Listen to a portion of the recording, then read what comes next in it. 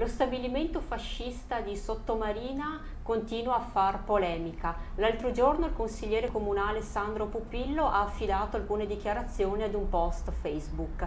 Immediata è stata la reazione del Movimento Italia Sociale con il suo esponente Gianluca De Ghenghi, che è qui in studio.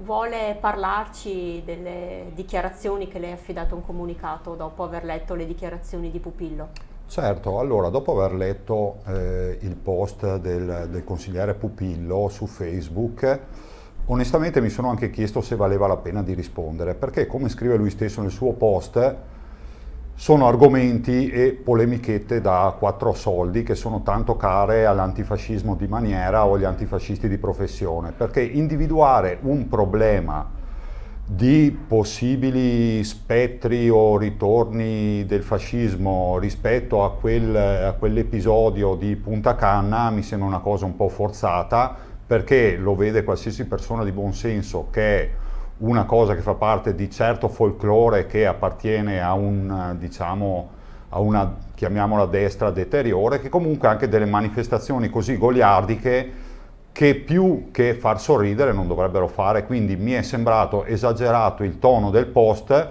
dove subito si corre ad agitare lo spettro nazifascista e a ricordare il pericolo immanente che tuttora minaccia l'Italia liberale e democratica.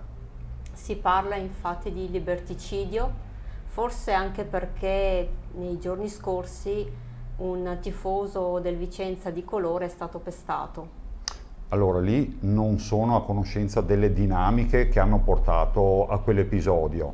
Ho visto che i responsabili si sono recati in questura per chiarire la loro posizione.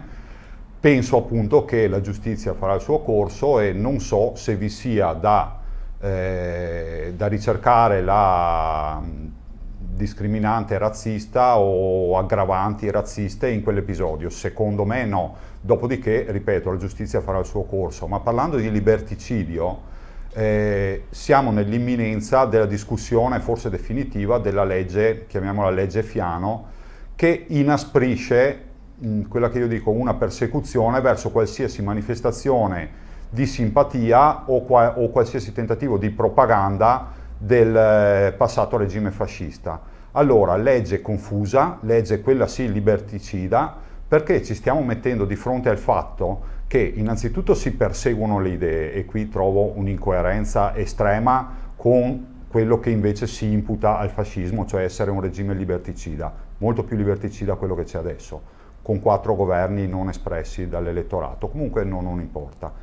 E quindi di fronte a cose come queste viene veramente da chiedersi se il Parlamento abbia veramente una visione seria di quello che può essere l'argomento fascismo o un possibile, secondo me, legittimo ritorno, non del fascismo in sé o del fascismo di regime, quello che è tanto caro ai fumetti della storiografia resistenziale, ma una visione fascista del mondo, della nazione, dell'organizzazione della società, che io trovo sia legittima tanto quanto le altre visioni, e anzi io trovo che sia meravigliosa, quindi è giusto anche da parte di certa sinistra averne paura.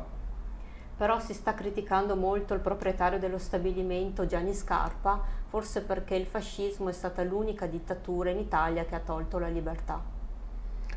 Allora, affermazione la sua opinabile, se non discutibile, perché bisognerebbe partire con una digressione filosofica sul concetto di libertà, ma restiamo più sullo spicciolo. Il fascismo ha tolto la libertà, il fascismo ha avuto fino al praticamente 100% di consenso.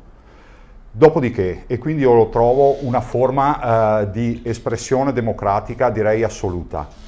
Dopodiché, se adesso lei ritiene che noi siamo in un regime che concede libertà, lascio a lei questa affermazione, perché secondo me no, per il motivo che ho detto prima, governi non espressi, e perché siamo in mano alle bizze di un'elite finanziaria mondialista che comprime a proprio piacimento quelli che sono i nostri diritti sociali, il nostro diritto alla libertà, come nel caso della legge Fiano, di espressione o alla libertà di realizzazione, di elevazione nella vita, perché ci stanno praticamente frustrando sotto ogni aspetto a livello delle nostre possibilità economiche, delle nostre possibilità di crescita e quant'altro.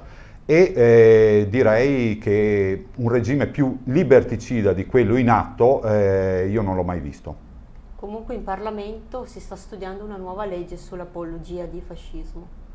Sì, stavo facendo riferimento appunto al disegno di legge Fiano che io penso quasi sicuramente riscontrerà il parere del Parlamento favorevole.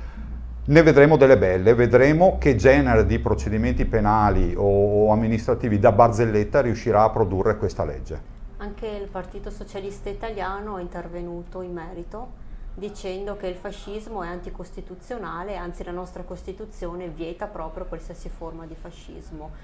Vedendo le immagini di Facebook della vostra riunione si vede proprio la foto del Duce.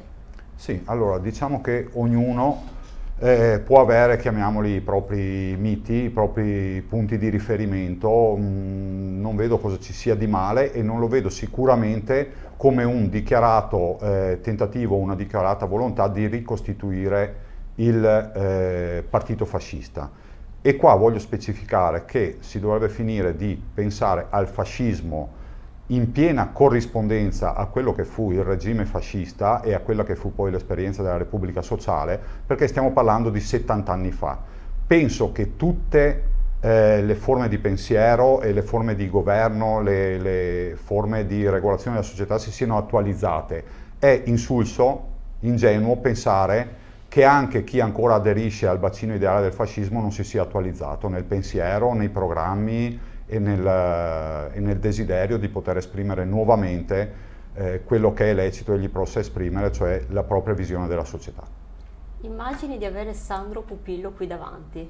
Cosa gli direbbe riguardo le parole che ha scritto su Facebook? No, gli direi solo che il suo tono è eccessivo e secondo me lo fa passare dalla parte del torto, perché ha scelto un argomento che è quello dello stabilimento balneare di Punta Canna, che è un episodio chiaramente folcloristico, goliardico, e introdurre una tiratona antifascista mi sembra eccessivo o mi sembra fuori luogo.